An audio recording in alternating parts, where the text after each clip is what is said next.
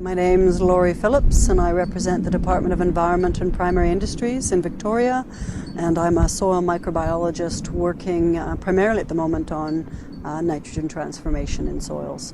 Nitrogen is one of the most crucial nutrients for all living organisms, whether it's plants, animals, or microbes within the system. And if you're looking at agricultural systems, nitrogen is the single largest variable input cost for growers, and of those inputs, it's probably the least effectively used of all the inputs in the soil system. When you're adding nitrogen into the soil system, you've got this extraordinarily complex community of soil microbes which will pick up that nitrogen and transform it in all sorts of ways, some of which is beneficial to a grower and an awful lot of which is not beneficial to a grower. So when I came into Australia to do soils research, if you're looking at how to increase productivity, it became quite clear quite early on that at this point in time we need to be focusing on nitrogen. We're trying to find out how can you improve your nitrogen use efficiency. When you're adding fertilizer into the system, how can you increase the percentage of that fertilizer that your plants are actually able to take up? So it's a very simple question. If you're adding 100 kilos of nitrogen into your system and your plants are only taking up 10 kilos of that nitrogen, what's happening to the other 90 kilos? And can we somehow increase the amount that your plants are taking up? I mean, there's a million different factors that impact on uptake of nitrogen.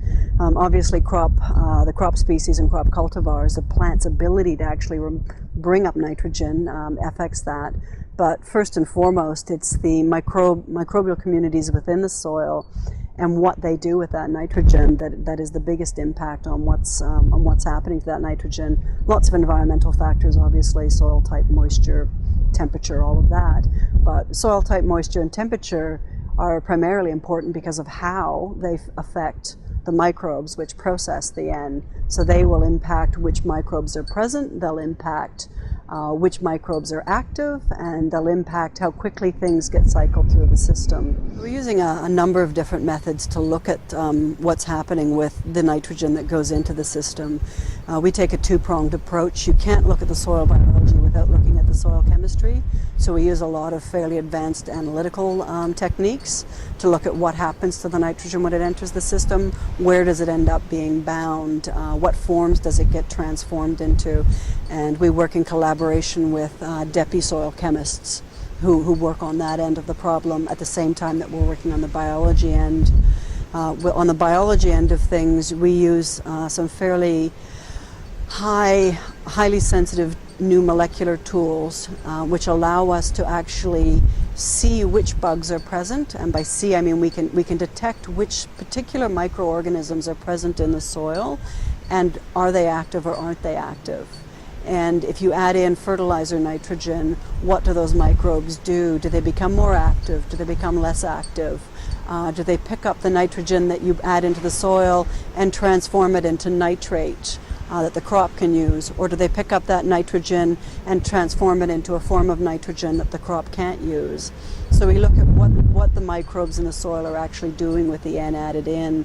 And we use a variety of sequencing technologies, gene-specific technologies, actually quantifying the number of genes present in your soil. It sounds a bit silly, but it does give us an indication of the capacity of your soil to process that nitrogen that's going in. One of the problems with soil microbiology is that every soil is different, right? So the recommendation that we might make for a vertisol isn't going to work for a chromosol, isn't going to work for a dermisol, but growers know that because they know that each paddock has its own little issues that they need to deal with. But one of the things that we're gaining an understanding of is exactly how that nitrogen is processed in the system and which microbes are processing that nitrogen. So we're getting a better understanding of the overall linkages between those microbial communities.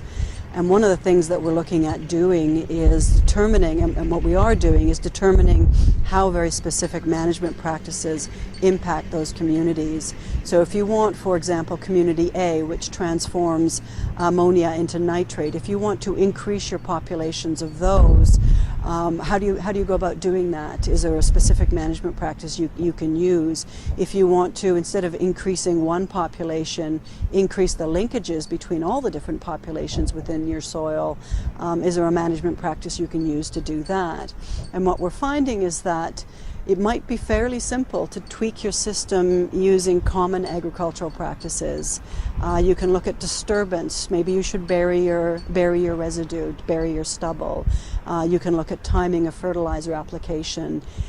So maybe you want to time your fertilizer application for a point where the bugs or the microbes that transform that fertilizer into nitrate aren't as active, so that it takes longer for that ammonia to be transformed into nitrate.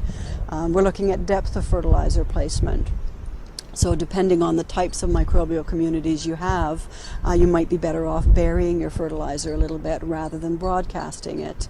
So there's all sorts of little tweaks that we're looking at that growers can use with their existing farming technology to start just shifting the balance in their favor, as it were, in terms of which organisms within the soil are working at any given point in time.